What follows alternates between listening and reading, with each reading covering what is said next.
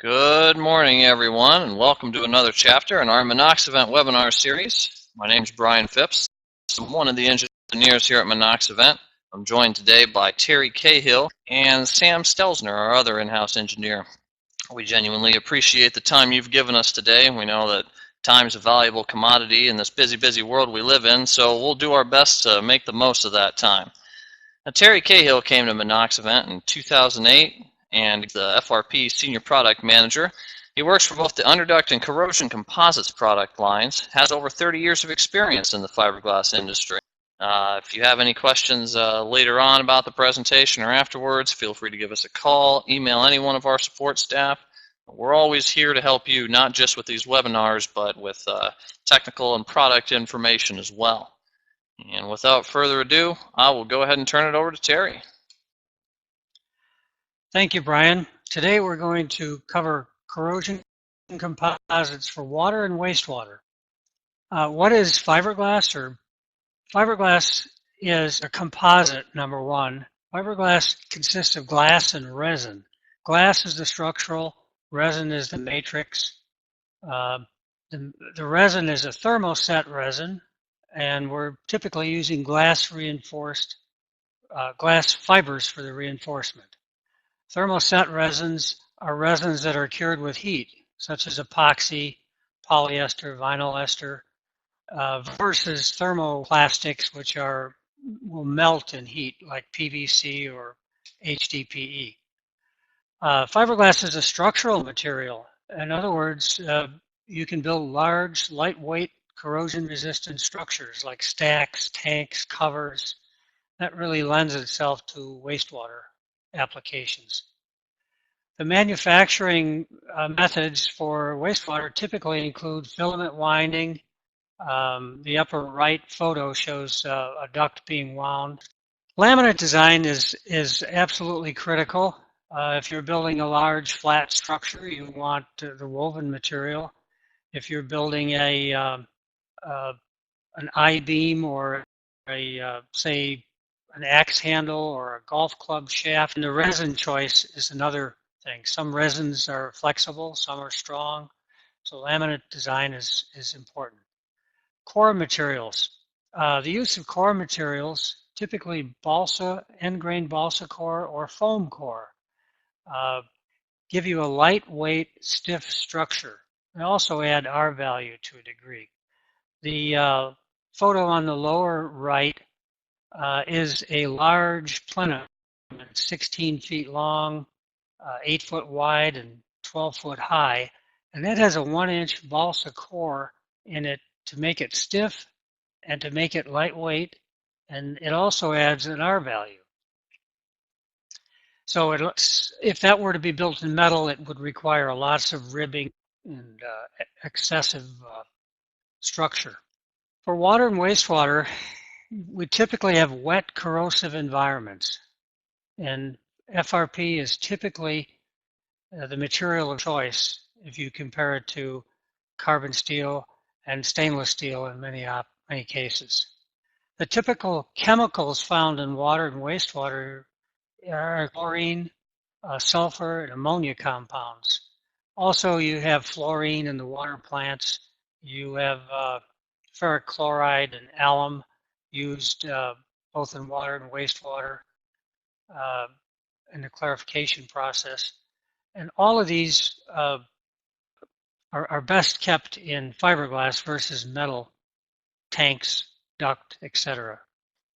Being a structural material, again, we can build large hoods, tank covers, stacks, besides duct systems. Fiberglass has a water and wastewater going back to the 50s. What types of products do we find around water and wastewater? We find duct for odor control. We find stacks. We find for all the different acids and caustics. We find scrubbers for cleaning up chlorine and fluorine fumes and wastewater odors. We find flumes, grit flumes for removal of grit. We find flumes in the water plants. We find hoods over chemical operations, dampers of all kinds. Lower left corner, you see a photo of some butterfly dampers, typical butterfly dampers. Manholes, troughs. Water plants use a lot of troughs.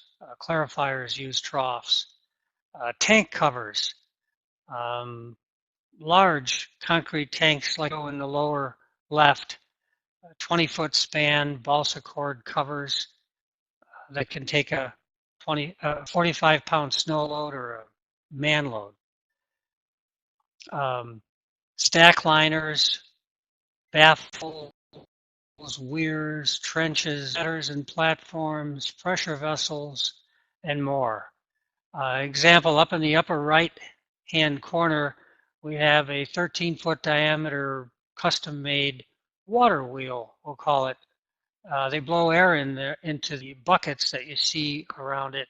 As the wheel, air forces it and the water weight on the other side coming down develops torque, and these things are used with a little air blowing into them to turn flocculant paddles to mix the flocculant in the water plant at Kansas City. That's just an example of something very custom. In the upper left, you see a stack with an integral curb cover.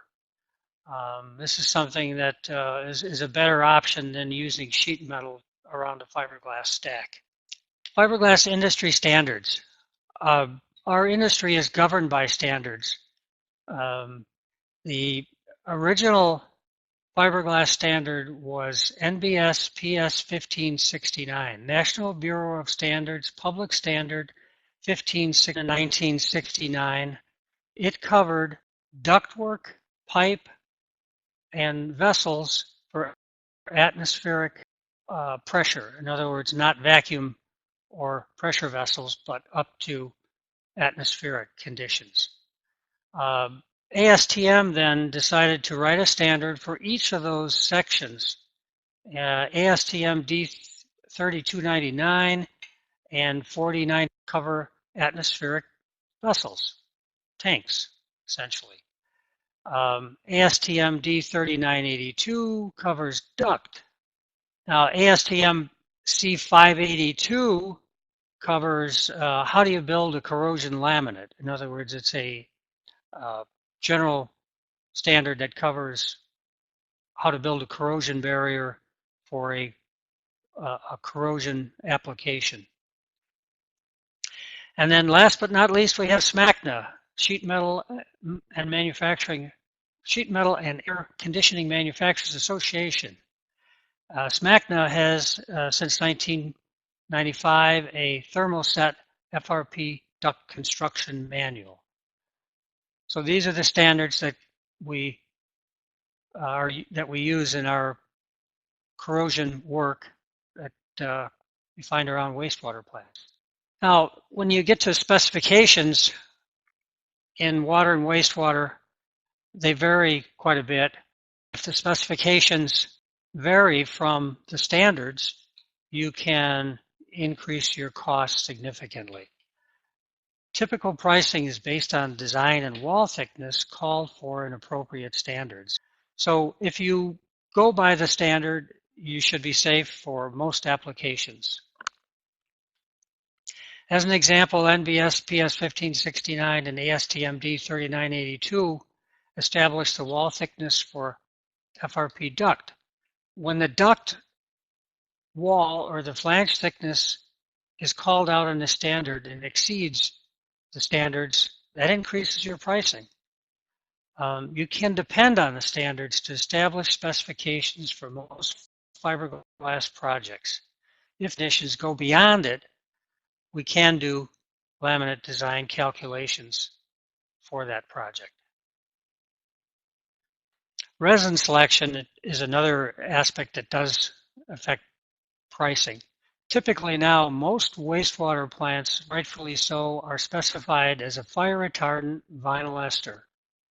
For ductwork, that's very important, and it gives you a Class 1 flame spread. There are several manufacturers for each type of resin.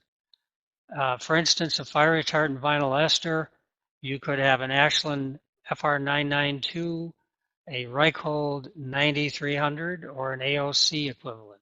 It's very important to include in the standard a or equal phrase. And what this does is it gives the resin manufacturer or the fabricator a chance to use the resin that he has as his house resin. And there are equivalents for each type of resin they use. High temperature or low VOC resins can be a higher cost indeed, but sometimes the application calls for it. Specifications that call out wall thickness is above the standards, as seen here, significantly raise the cost of a project. The biggest expense in any project is the resin, and when you over-specify a wall thickness, all you're doing is adding to the cost. These are some case studies. This is the Des Moines wastewater plant. We've got ductwork up to 60 or 6-foot diameter. It's an odor control duct system, typical. And the current wastewater plant trend is to go with the large biofilters for odor control. And these require a volume, so all of the plant operations are collected and run through the biofilters, and this requires a large duct system. Terry, let me go ahead and stop you there. We've had a question comes in that, we talked a lot about different specimens and, how a particular project specification can vary from the standards. When that happens, is that something that our customers are going to find already included in the price or excluded from the price and we can't do it? How can a rep easily determine? When we get the specification, we typically do the takeoff, we read the specification, and if there are things that we need to take exception to, we will. If we can meet that spec, as an example, if it calls for Niacol, that'll add 5%. I mean, it's just that much more difficult to use in the shop. If it calls out for a wall thickness that's twice the thickness of the ASTM standards or the NBS PS 1569, that's going to increase the cost. And we will typically quote it as it's specified. So it's very important that we work with the engineering firms that are doing the specifications. So it can work both ways. Sometimes we can quote it with to meet the specification, and then we'll take exception and say, okay, if it's done per the standard, here's what it would cost. This next case study is Owatonna, Minnesota, very typical small city waste treatment plant. And what you're looking at is an odor control system, and you see some large hoods. I think they were 13 or 14 foot by 8 foot, and vinyl curtains hanging down over the side. And these were over the belt filter presses where they separate the solids. It's a big odor problem in those rooms where this happens. And in this you see some Belimo dampers, that orange damper there on the lower left. These are butterfly dampers to help regulate the system. This is a case study for Chicago, Illinois, part of the Chicago metro system. They have 4 large plants, but this is the big one on the south side of Chicago, and this is a grit removal system. We worked with Metcalf and Eddy Engineering from the very beginning to design these long troughs. They're 120 foot long. Our troughs had to be perfectly level throughout the length, and they went from 18 inches deep to 36 inches deep, and they had to stay within a 14-inch width, and that included all of the overflows, all of the stilling wells.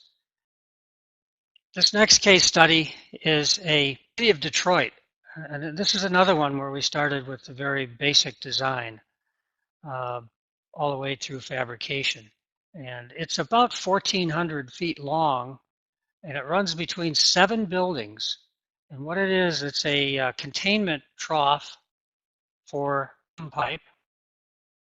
where they collect the scum from the clarifiers, and then concrete encased, double wall, insulated with 316 stainless angles and channels throughout the length, and then covers that would easily be removed and for service. So we have a very unique system, corrosion resistant with the R value. We had to work out all of the joints, all of the cover joints, but it's a good example of a very custom wastewater plant system. Terry, you mentioned a lot of these fiberglass projects. Monoxivent being a fiberglass fabricator, did our customer have stainless steel? Here in Rock Island is a full metal fabrication facility, and we made all of the angles, channels, and worked on the design for all of that right here in our facility. So when this went to the customer, it was one manufacturer. That's a very important fact. This next case study is kind of unique. It's part of the Minneapolis St. Paul water system, the Fridley Water Plant in Fridley, Minnesota, a northern suburb. It's right along the Mississippi River. It's a surface water treatment plant. One of the things they do in water treatment is they add chlorine before the water leaves the plant, but they can't get too much chlorine. They can't have not enough. So it was determined in the last decade or so that by the addition, a slight amount of ammonia added before the water leaves the plant controls and preserves the chlorine. So this is an ammonia addition facility. So we have both ammonia in this room and in some occupied space where they're in there doing the controls and so on, but it has great potential for corrosion. So everything in the room is corrosion resistant. And in this case, we used our hybrid duct. On the upper left, we have a building, fiberglass structure with a foam core. And what that's for, it's to cover a bar screen. You see that little projection on the top? The bar screen is a long piece that goes way the heck up, and then there's a rake that runs up and down, and it takes the big chunks out of the sewage as it first comes into a sewage plant. On the upper right, we have some 40-foot domes at a chemical plant. These were 10 segments bolted together with a 4-foot compression ring in the middle, and they were assembled on the ground, bolted together, and then lifted up and set in just a matter of hours. On the lower left, we have some flat covers, and these are balsa cord covers with sections that could be removed at a wastewater plant. This is a real good example of a design that, again, that had to take a man weight and a snow load and contain the corrosion. And on the lower right, we have a situation where we've got long tanks, wastewater tanks, and these have openings to bring pumps in and out. They have openings for exhaust and fresh air. Terry, we had a question come in regarding our hybrid lab duct that you mentioned earlier, using the vinyl ester resin on the interior and the Monoxivent 824 low smoke, low flame resin on the exterior and structural layers. Separate us from our competition? Yes. Wastewater plants have laboratories. In a laboratory, people work in the laboratory. So do hospitals and many other facilities, industrial facilities, colleges, universities. When you have an occupied space, the requirements call for a Class 1 duct per NFPA 90. And a Class 1 duct, it shall be less than 25 flame spread, and the corrosion resins can't get that less than 50 smoke. So by using our proprietary Monoxivent 824 modified acrylic resin and the exterior of the duct for the structural layer, and by using the corrosion resistant resin on the interior, although it's not required for the outdoor odor control duct in general. I'd like to thank you today for listening, and some good questions came up. This is our contact information. We're all available to talk about fiberglass. And again, thank you very much. Hope to hear from all of you soon. All right, thank you, Terry. And a warm thanks to everyone again for taking time out of their busy schedule to visit us. Next month's webinar will be on source capture products. As usual, it will be at 10 a.m. Central on the last Friday of the month. If you had any questions, comments, anything like that on this webinar that you didn't get a chance to chat in, you're having issues with what you're receiving, or you have questions about a project, especially a custom one, feel free to give us a call. I mean, we certainly put these on for you, our audience, to learn more about our products and how you and us together can become more competitive in the marketplace. So we're always welcome to constructive criticism there. If you'd like to see a recording of this webinar or any of the previous webinars, they're on our YouTube channel. One of the easiest ways to get to that is to go to our website, click on the Dig tab, and click Webinars.